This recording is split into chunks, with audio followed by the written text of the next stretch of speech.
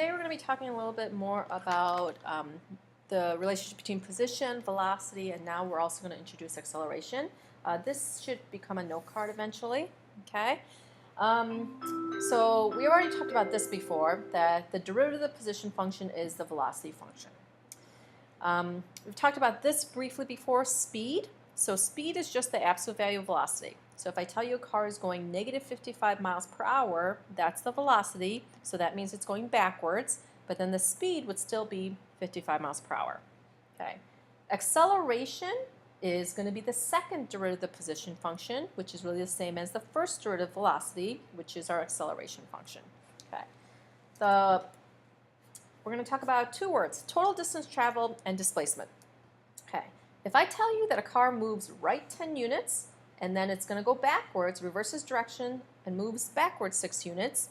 If I ask you what's the total distance the car has traveled, it is 16 units. If I ask you for the displacement of the car, that is actually 4. Displacement is just the difference between how far he is from where he started. In this class, for the most part, we are going to be interested in total distance traveled. Okay? And we're going to get to one question like that in a minute. But the next thing I want to talk about is, we're going to talk about, in this class we only talk about linear motion for right now. Either things are moving right, left, or up and down. So let's say I give you a position function and I want you to talk about the motion of this particle. So anytime I might ask about motion, we're going to be looking at the velocity function. So I need to find the velocity of the function, 3t squared minus 24t plus 36. You're going to find your critical numbers. 3 factors out, and it does factor nicely. So your critical numbers are 2 and 6. So notice at 2 and 6 the velocity is 0, which really means this particle, let's say we're just moving left to right, is stopped. It's not moving anywhere at that point.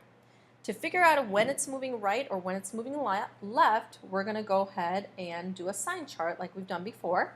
Notice I only want to look at this graph from 0 to 9, so I'm just going to set this up to be from 0 to 9.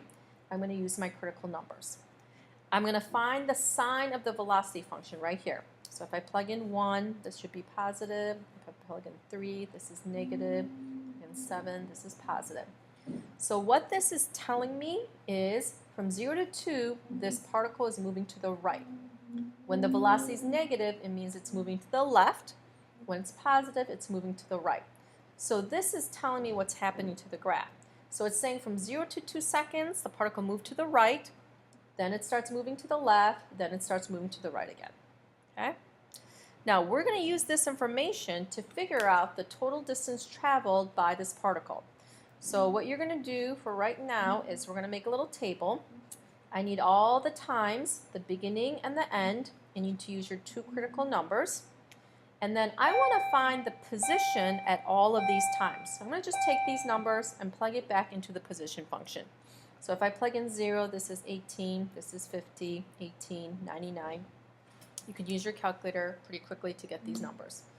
So what this is telling me is at time 0, this particle, let's say here's 18, started at 18. And then from 0 to 2 seconds, it's moving to the right. That's what we just learned up here until it gets to 50. Here's 50. And then from 2 to 6 seconds, it turns around and goes back to 18. So if I ask you what's the distance traveled from 0 to 2 seconds, you would tell me it went 32 units. And then if I ask you what's the distance traveled from 2 to 6 seconds, notice it's 32 units again.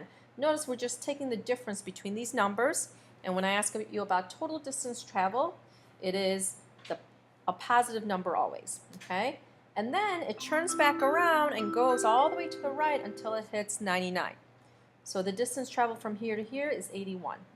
So these are all the distance traveled in that time interval. So to find the total, I'm just going to add these up. So this is a total of 145. If I ask you just to find the displacement, that's just the change from the end time to the beginning.